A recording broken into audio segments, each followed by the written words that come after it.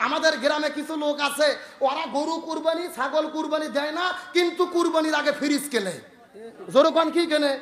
একদিন জিজ্ঞেস করলাম, কে ভাই তোমার কুরবানি নাই, ফ্রিজ কে? ও বলতেছে, হুজুর আপনি কুরবানি দিয়েও যা, আমরা না দিয়েও তাই। মানে আমরা কুরবানি দিয়ে 7 ভাগে গোস্ত ভাগ পাই 8 কেজি, ও কুরবানি দেয় না, বাড়ির সদস্য 10 জন, 10 ভাগ পাইয়া গোস্ত হয়ে গেছে 25 কেজি। দেখা গেল আমার ফ্রিজের তলা ফাঁকা, ওর ফ্রিজ ভরা। কথা কন না কে? এখন আসেন শরীয়তের মাসলা কি? কুরবানি যখন চলে আসে একটা বিতর্কিত মাসালা, আলেমদের মধ্যে তর্ক বিতর্ক। আমরা 3 ভাগ করি কুরবানির গোস্ত, 3 ভাগ করা জরুরি কিনা, 3 ভাগ না করলে কুরবানি হবে কিনা, গভীর মনোযোগ। 3 ভাগ করে আমরা যে কুরবানির গোস্ত বন্টন করি, সরাসরি কোরআন বা হাদিসে এই 3 ভাগ করার ডাইরেক্ট কোনো বর্ণনা পাওয়া যায় না। তাহলে আমরা কুরবানির গোস্ত কেমনে বন্টন করব? সরাসরি কোরআনের বক্তব্য, কোনো হুজুরের বক্তব্য নয়। সূরাটির নাম সূরা আল হজ, আয়াত নম্বর হলো 36। আল্লাহ তাআলা বলতিছে, তোমরা যদি আল্লাহর সন্তুষ্টির জন্য কুরবানি দাও, কুরবানি যখন হয়ে গেল, গোস্ত তোমরা কি করবা? ফাকুলু মিনহা, সেখান থেকে তোমরা খাও। ওয়া আতইমু, তোমরা দিয়ে দাও। অল কানিয়া অল মুতারর, তাদের মধ্যে গোস্ত বিতরণ করো, যারা তোমাদের কাছে গোস্ত চাই আর যারা চায় না, 2 দলকেই দিয়ে দাও। সুবহানাল্লাহ কোন। তাহলে আল্লাহ কয়টা বিধান দিল? ফাকুলু মিনহা, 1 নম্বরে নিজে খাও, 2 নম্বরে কি করো? তোমরা দিয়ে দাও, যারা তোমাদের কাছে চাই, যারা চায় না। কারা চাই? ফকির মিসকিন দরিদ্র অসহায়। চায় না কারা? আপনার গ্রামের ভাই প্রতিবেশী, এরা একেবারে ফকির মিসকিন না, তবে কুরবানি দেয়নি, আপনার আত্মীয় স্বজন, এদেরকেও দাও। এখান থেকে 3টা ভাগ পাওয়া গেল। 1 নম্বরে নিজে খাবো, 2 নম্বর গরিব মিসকিনদের দেব, 3 নম্বর আত্মীয় স্বজনকে দেব। এই আয়াত গবেষণা করে ইমাম আবু হানিফা রাহমাতুল্লাহ আলাইহি বলেছে, এই জন্য কুরবানির গোশত 3 ভাগ করা মুস্তাহাব, করতেই হবে, এটা বাধ্যতামূলক না, তবে করা হলো উত্তম পদ্ধতি। সুবহানাল্লাহ কোন। কিন্তু 3 ভাগ সব সময় জরুরি নয়। আমার দিকে লক্ষ্য করেন, এই যে আমার প্রিয় ভাই মাওলানা মুজাহিদুল ইসলাম এইবার একটা কুরবানি দেবে 1 লক্ষ টাকার গরু, গোস্ত হয়েছে 3 মণ, এর বাড়িতে সদস্য 2 জন। জোরে কোন কয়জন?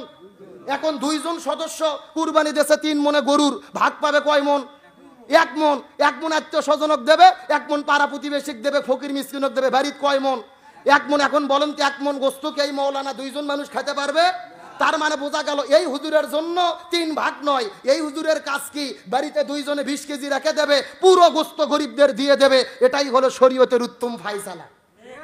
আবার আমার এই পাশে বসে আছে মাওলানা নূর নবী, এই একটা ছাগল কুরবানি দিয়েছে, বাড়ির সদস্য 10 জন, ছাগল কুরবানি করে গোস্ত পাইছে 3 কেজি। কয় কেজি? এখন 3 কেজি গোস্ত পাইছে, 10 জন লোক রান্না করে একবার বসলেই তো পেট ভরবে না। এখন এ যদি 3 ভাগ নাও করে 10 কেজি গোস্ত 2-1 কেজি দান করে বাকি 8 কেজি খাইয়ে ফেলে, এ খাইয়ে ফেলতে পারবে। তার মানে প্রধান শর্ত, প্রধান ফায়সালা ইসলামের বিধান হলো খাবো কম দেবো বেশি, এরই নাম হলো কুরবানি। 3 ভাগ করা উত্তম, তবে আমাদের চাহিদা থাকবে আমরা খাবো কম দেবো বেশি। এই শর্ত যদি থাকে কোনো সমস্যা হবে না। কিন্তু যখন চলে আসে আমাদের মধ্যে তুমুল তর্ক বিতর্ক, হুজুর কুরবানির গোস্ত 3 দিনের বেশি খাওয়া যাবে কিনা, 3 কুরবানির গোস্ত ফ্রিজে রাখা যাবে কিনা। এমনও লোক আছে কুরবানি দিয়ে সারা বছর ফ্রিজত গোস্ত থুয়ে খায়, এইরকম লোক আছে না নাই? আরে ভাই, যারা কুরবানি দেয় এদের ধান্দা বাদ দেন। কুরবানির গোস্ত 3 দিনের বেশি খাওয়া যাবে কিনা, গভীর মনোযোগ। আমার নবীজি হাদিস শরীফের মধ্যে বলেন, একবার মক্কায় দেখা গেল মহামারী, মানুষের মধ্যে বিপদ, পেটের মধ্যে খাবার নাই। রাসূল সাহাবীদেরকে বললেন, সাবধান, 3 দিনের বেশি কারু বাড়িতে যেন গোস্ত না থাকে, 3 দিনের বেশি কেউ যেন গোস্ত না রাখে, 3 দিনের বেশি গোস্ত খাওয়া যাবে না। এই বছর পার হয়ে গেল, সাহাবীরা গোস্ত বিতরণ করে দিলেন, 3 দিনের বেশি খাইলেন না। পরের বছর আবার কুরবানি আসলো, লক্ষ্য করে দেখা গেল মহামারী নাই, পরিবার ভালো, এলাকা ভালো, দেশ ভালো। তখন রাসূল সাহাবীদেরকে বললেন, তোমরা কুরবানি দিয়েছো, এখন তোমরা কি করো? কুলু, এখান থেকে খেয়ে ফেলো, এখান থেকে তোমরা তোমাদের ইচ্ছা মতো, তোমাদের সামর্থ্য মতো, তোমাদের মন মতো, তৃপ্তি মতো এখান থেকে তোমরা খাও। তারপর ওয়া আতইমু, তোমরা কিছু বিতরণ করে দাও, ওয়া আদাখিরু, কিছু তোমরা সংরক্ষণ করো। সুবহানাল্লাহ কোন। এখানে বিধান কয়টা হলো? 1 নম্বর কুলু, খাও, 2 নম্বর ওয়াতিমু, দিয়ে দাও, 3 নম্বর ওয়াদাখিরু, সংরক্ষণ করো।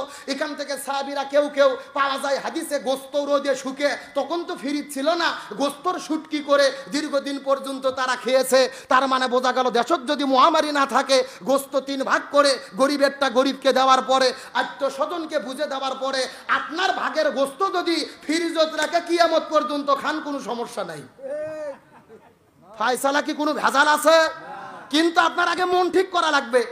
আপনার নিয়তি যদি থাকে গরু একটা কুরবানি দেব, সারা বছর 700 টাকা কেজি গোস্ত কিনতে পারি না, ফ্রিজ ভরে থব, বিটি জামাই আসবে, বিয়ে আসবে, ইচ্ছা মতো খাবো, ওই নিয়ত করলে তো কুরবানি বাতিল।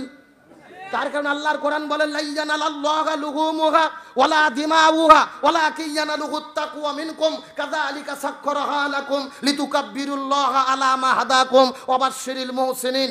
আল্লাহ বলে তোমরা যেই কুরবানি করো এই কুরবানির গোশত, চামড়া, রক্ত কোনো কিছু আমার কাছে আসে না, আমি আল্লাহ আমার কাছে আসে তোমাদের অন্তরে অবস্থিত তাকওয়া।